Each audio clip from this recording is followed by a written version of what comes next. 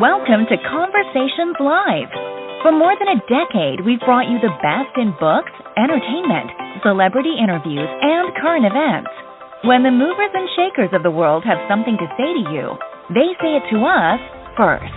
Here's your host, Cyrus Webb. Welcome back, everyone. The Conversations Live. I'm your host, Cyrus Webb. Glad you all could join us once again. For a radio audience tuning in at WYAD 94.1 FM and WYADonline.com, we're glad that you all can be with us. Also, tuning in through iHeartRadio and Amazon Music. We're glad you all could join us as well. We're excited to welcome author Tony Keith Jr. to our broadcast today. He's written a powerful new book that I think is something all ages can be able to appreciate. If you've ever been able to look at your journey and think about where you've come from, what made you who you are, but also what's been like for you to be able to be comfortable in your own skin, Tony's book will definitely resonate with you. It's called How the Boogeyman Became a Poet. We're going to talk to Tony not only about the writing of the book, but what it's been like for him to share his story with the world and to be able to inspire people along the way. Tony, thank you again for stopping by the broadcast. Really appreciate it. Thank you for having me. I'm really glad to be here. And thank you for that wonderful affirmation about the book. Wow. Well, it's true, and I'm going to get into Pastor Jenkins here in a bit because I got a chance to read the book, Tony, so I'm appreciative about that. But I want to ask you about this journey, even the title itself, How the Boogeyman Became a Poet. What has it been like for you to think about how the fears, how the uncertainty have all led you to where you are today? Yeah, so it has been a mixture of complete vulnerability. I mean, especially to just have poems and memories and stories written about those memories that no one has ever really heard before, from, you know, my family to close friends, and to unpack all of that and to put this in the book where the whole world is going to see and experience. It's vulnerable, right? Like it's vulnerable, but it's also extremely freeing, right? Because to your point, I know that, you know what, if anything, readers, hopefully anybody who's dealing with an identity-related challenge will be able to find something in this book for them. And that's the thing I think about is, you know, there's something about, my boogie person was, you know, internalized racism and internalized homophobia and internalized sort of like a poverty-based kind of mindset. For other people, their boogie people might be something completely different. And so that metaphor, I think, I wanted folks to understand, it can represent so many things, but you don't have to be afraid. And to find your voice, for me, I found it through poetry. Yeah, and I think that's the great thing. I mentioned Pastor Jenkins. When I got to that part of the book, I thought it was so interesting because, of course, for their own reasons, and some of it is because of what has happened with religion, Tony, unfortunately, is that a lot of people do not have a great thought or great appreciation for the idea of faith or you know, even those who are supposed to be preachers, right, or in a church. But you talk about something that I think a lot of people can relate to, and that is someone seeing something in you that sometimes you don't see in yourself. And I love the fact that as you shared that with Pastor Jenkins about what his words were in the congregation, how you were able to personalize that. Talk to us about that moment and how that helped you. Yeah, I'm so glad you asked me that question.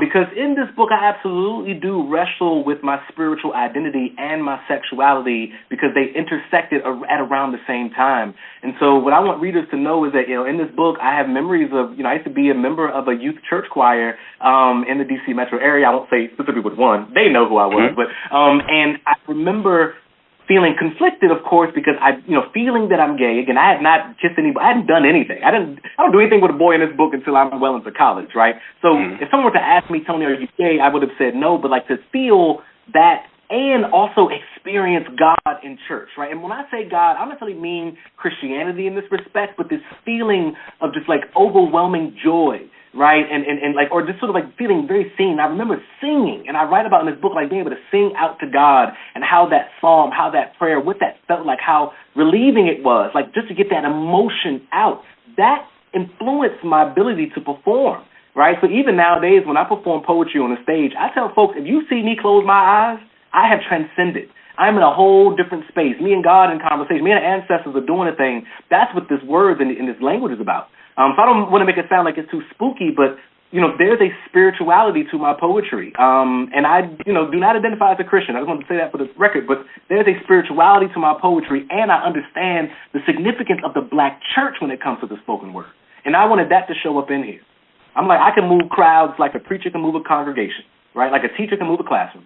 That comes from things. Yeah. Well, I want to talk to you about that and the external impact of it, Tony, because what you just said is going to be the key for a lot of people to know it's okay to feel that way. How does that feel, to know that something that is so personal, right, is something that is bigger than you and can impact the lives of others? Wow, what a really, really powerful question. You know, the only thing I keep thinking about is I go to poetry to answer questions about myself. And I say this in the book, that I ask myself about myself when no one is around to hear me thinking inside of my own head, right? When when I'm in those spaces where like I'm dealing with something, I'm feeling something, I don't quite know how to wrestle with this thing. I gotta write it out. To me, it's like a prayer. You know what I mean? And that's it's really what it's like. It's like praying. And so for me, I'm like, there's got to be something bigger in this world that can help me figure all this stuff out. Otherwise, where'd the poetry come from? You know, I was telling someone the other day, I was like, if anything, I do know that every day I wake up, I'm a human being living on a planet that is rotating in space. This is facts. When I go outside and look up in the sky, there's stars. Okay, so there's a planet. Like, I think that there's some bigger thing going on, and I don't believe that bigger thing wants me to hate myself. And I don't think that bigger thing wants anybody to hate anybody. I think that bigger thing wants us all to love each other and to love ourselves and to find the humanity in all of us.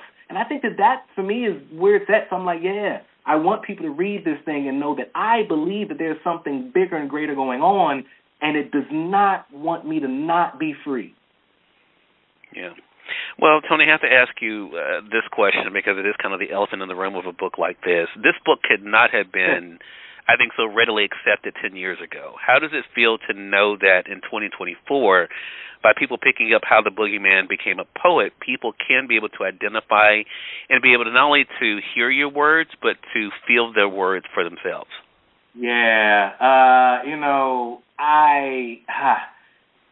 it is one of the most affirming experiences of my life right now. And I've performed on stages and I've received like claps, and this is the important thing about this, right? Is this is my very first book. I've got another one coming too. Mm-hmm. But I've received receptions from audiences on stages. I've had people clap and applaud for me like, Tony. However, I won't see everybody who reads this book, and I might not even meet everyone who reads this book, so I may not know what kind of reception I might ever get. But I tell you what, the people who send me pictures of their young people reading this book right now, the people who, my hairstylist, he gay black man also from D.C., I was sitting under the dryer getting my hair done last week, and he was sitting in the nook of the hair salon reading my book, and he was so deeply engaged. That, for me, is what it's all about. It's like this. I'm so glad this book is now able to be in the hands of not only younger readers, but even adult readers who probably wish they would have had this book when they were kids, too. The healing that's happening in both spaces, I think, is what really, I mean, it's truly, it's an affirmation. It feels very, very powerful. It feels like love is kind of the best way I can describe it. It's God. It feels very much like a human, it's like, wow, like, yeah. And now people can experience it. Again, everyone, Tony Keith Jr. has been our guest. How the Boogeyman Became a Poet is the book. Also, make sure you guys are staying connected with Tony. You can find him at TonyKeithJr.com. Tony, congratulations to you again, man. Really appreciate the time, and looking forward to speaking with you again. Thank you so much. Peace. You take care. Thanks, you as well. And we thank you, our audience, for tuning in to another great segment of Conversations Live. Until next time, I'm your host, Cyrus Webb, saying as always, enjoy your day, enjoy your life, enjoy your world.